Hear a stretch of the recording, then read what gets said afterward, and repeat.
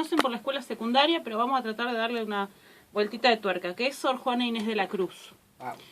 Seguramente todos los del viejo secundario, en cuarto año que han visto, bueno, en quinto, algunos la dieron con literatura española, bueno, la mayoría la dieron con hispanoamericana, porque obviamente es mexicana, pero como está ahí con el siglo de oro español y tuvo mucho impacto en España, también se le estudia relacionada con eso. Sor Juana Inés de la Cruz es una mexicana, en realidad cuando nació el lugar era Nueva España, murió en Ciudad de México y nació en otra ciudad también del virreinato.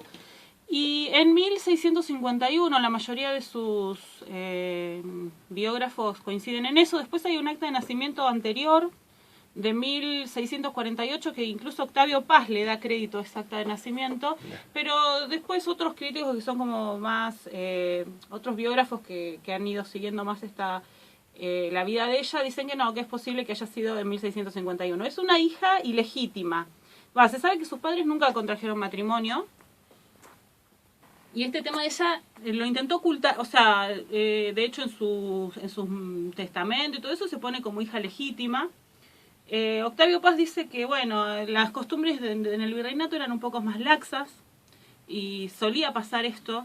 Su madre confiesa también en unos escritos que nunca contrajo matrimonio, tuvo 2 parejas, de las 2 tuvo varios hijos, pero nunca fue legalmente casada.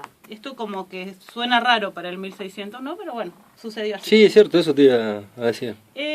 Sor Juana es una niña prodigio, ¿no? Aprende a leer a los 3 años.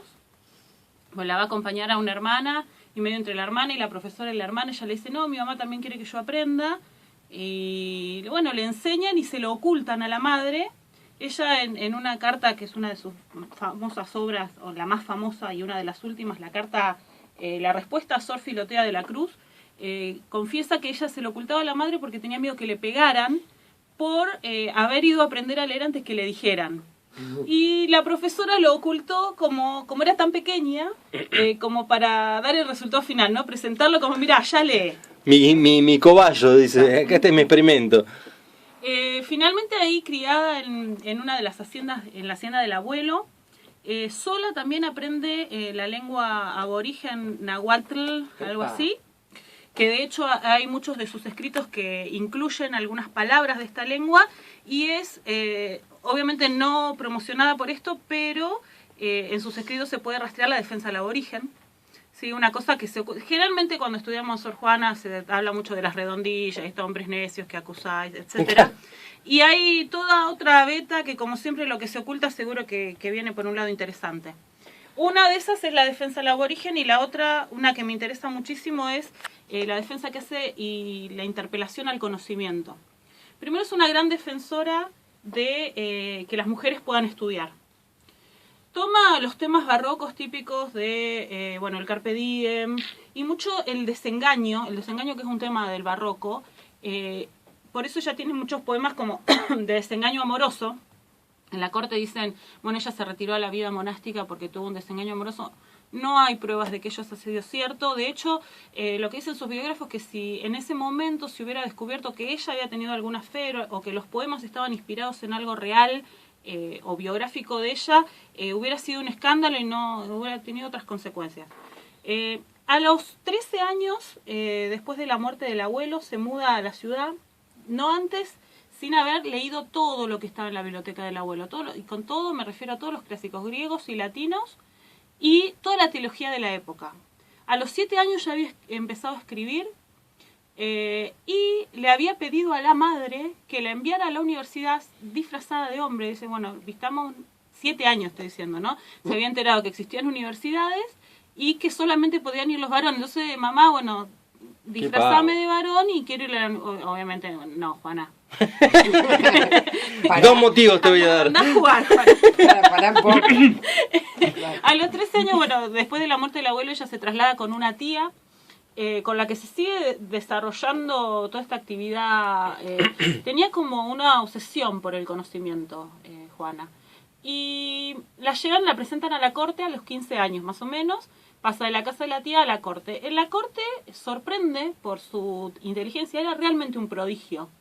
Y la examinan 40 doctores de filosofía, teología, 40 doctores, ¿Años? repito, De la 15 corte. años. 15 años. ¿Por qué la examina? El virrey dice, bueno, para entrar a la corte a ver si están prodigio, háganle una prueba.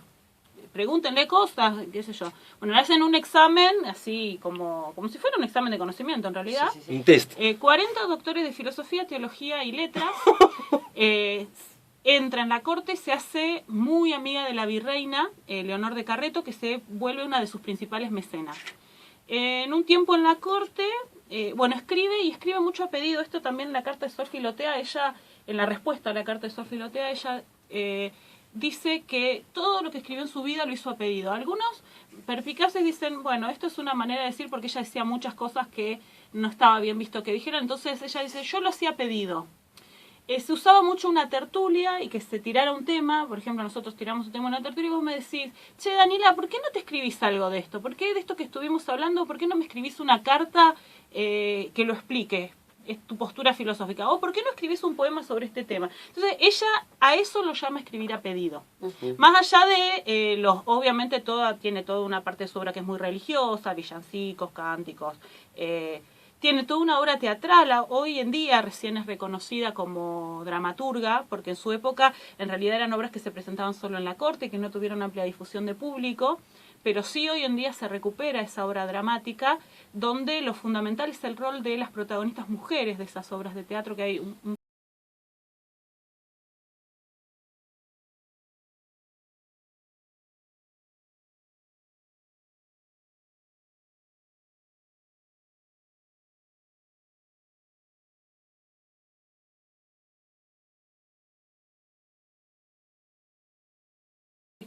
y también sobre el triunfo de la inteligencia sobre la belleza física. Si vemos retratos, sobre todo anteriores al convento, hay un retrato de los 15 años que le hicieron en la corte, era una chica preciosa. Seguramente para los cánones de la época, para los cánones nuestros, o sea, llama la atención su belleza. Pero ella despreciaba eso. De hecho, hay anécdotas de que cuando era chiquita y se aprendía sus lecciones, se arrancaba los pelos si no aprendía bien. Yo también, pero porque tenía que dar las lecciones. Porque decía que no podía haber adornos en una cabeza que no recibiera las noticias, digamos, que no pudiera adquirir los conocimientos. Entonces era muy estricta con respecto a eso. Muere joven, a los 43 años, a causa de una epidemia que se da en el convento donde vivía. ¿A qué edad? 43 años. Su obra es vastísima. Primero quiero que escuchemos un poema que se llama En perseguirme mundo, ¿qué interesas?, donde vamos a ver un poco esta cuestión de lo que pasaba entre ella y el mundo, y entre esta cuestión del conocimiento, su búsqueda del conocimiento, y que era perseguida por esto, después voy a contar por qué. Y también vamos a poder escuchar un poco el estilo, que es para nosotros, obviamente, como muy barroco, ¿sí? Tiene el retruécano, esto de la antítesis, trabaja mucho los contrarios en la misma oración. El retruécano es trabajar en un mismo verso dos contrarios con las mismas palabras. Por ejemplo, en uno de ellas voy a decir, el que paga por amar o el que ama por cobrar o por pagar. Entonces, en la misma frase, dos contrarios pero con juegos de palabras. Entonces, llegó al arte con eso, ¿no? A hacerlo realmente de manera maravillosa, pero obviamente no es fácil de leerla, ¿sí? Y de hecho, en su prosa también tiene muchos escritos que prácticamente no usan nexos, cuando te digo como, sin embargo, pero, sino todo por justaposición. Entonces también todas las ideas uno las tiene que conectar y determinadas relaciones lógicas. Encabalgamiento, digamos, sería. ¿O no? No tanto porque hay puntuación, pero sí falta de nexos, digamos. Escuchamos este poema y después les cuento un poquito por qué estaba tan peleada con el mundo. Bueno, ahí escuchábamos también el tema del conocimiento en este poema, ¿no? Y de su pelea con el mundo. Esta cuestión de que se siente perseguida precisamente por ir a contracorriente, ¿no? Por no ponerse en las bellezas, en las riquezas y en las cosas que se consideraba que debía ocuparse una mujer. De ella hay un sacerdote, hay dos sacerdotes que tienen mucho que ver con su vida. Uno es Núñez de Miranda, que es el que la ve en la corte, se interesa por ella y ella le manifiesta que no tiene absolutamente para nada vocación de casarse, que no se quiere casar, y él le dice, bueno, tenés la alternativa del convento. Es uno de los casos, de los tantos casos de mujeres de la historia que se han metido en un convento para no casarse y poder desarrollar, no sé, loco, ¿no? una vida académica, estudiar o ser libres y no representar al mismo tiempo una carga para sus familias en una época donde la independencia no existía. En su carta, en esta, la respuesta a Sor Filotea, que es como el material más rico para entenderla, ella dice que no quería casarse, y que necesitaba silencio para leer, que necesitaba que no la molestaran para seguir estudiando, y que vio en el convento precisamente, vemos más una vocación hacia el estudio, hacia el conocimiento, que hacia lo religioso, aunque tiene una beta mística muy fuerte. No sabemos hasta qué punto real o ahí como muy influenciada por eso. ¿Qué pasó? Primero la meten en un convento de carmelitas, dura 3 meses, era muy estricto para ella, entonces después termina en la orden de San Jerónimo, donde va a quedar hasta su muerte, porque la disciplina ahí era más laxa, le permiten seguir con sus estudios, le permiten seguir escribiendo, incluso le encargan obras de tenor religioso, le pagan por eso como le pagaban también en la corte por determinadas cosas que le encargaban, ya sea obras de teatro, elegías, poemas, lo que fuere. Y le permitían recibir visitas y realizar tertulias, ¿sí? Por lo tanto, ella aprovechaba para rodear la chancleta toda. En realidad ella se convirtió en un foco fuerte de la intelectualidad de ese momento y tenía entre ricos y poderosos favorecedores a ella, ¿no? Admiradores. Cuando Leonor de Carreto y el virrey se van y se cambia a otro virrey, ella también se hace amiga de la nueva virreina y esta va a ser la etapa floreciente de su obra. La nueva virreina era María Luisa Manrique de Lara y Gonzaga, lo voy a leer porque María Luisa, o sea, tenía muchos nombres. Florece su producción, es la etapa más fuerte del 80 al 86 más o menos, de teatro y poesía. El 50% de su obra es poesía igualmente. Luisa es la que va a llevar la obra de Sor Juana a España después de su muerte. Después, cuando ella se vuelve a España, va a ser una de las primeras que lleve su obra a España. Hay un episodio central, el principio del fin de la vida pública y de la vida como escritora de Sor Juana, que es una disputa teológica que tiene con Antonio de Vieira, que era un jesuita portugués, que escribe tiene un sermón, ella escribe una carta conocida, publicada por otro sacerdote, que la tituló Carta Atenagórica, que significa digna de la sabiduría de Atenea o algo así, donde ella critica la postura de este jesuita, que entre otras cosas decía, bueno, que las mujeres debían como estar en los asuntos religiosos, familiares y nada más. Este jesuita no fue la marcha ni una menos, seguramente.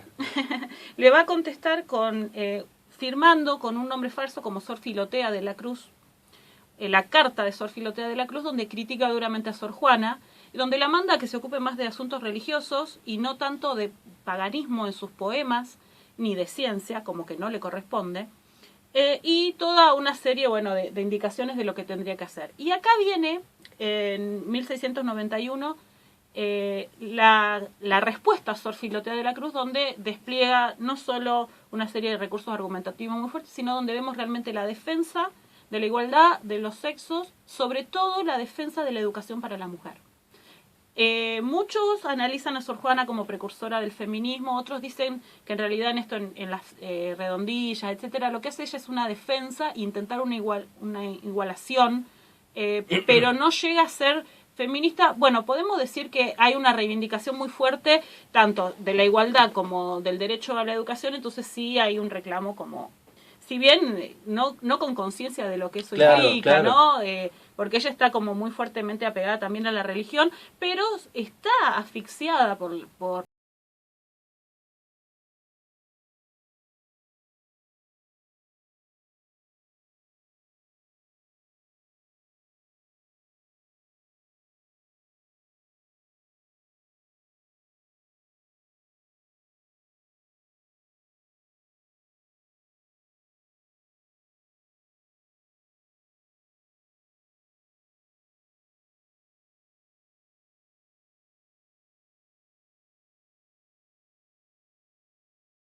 con sus contactos de la virreina y no sé qué, no sé cuánto, que este hombre no sea más mi confesor.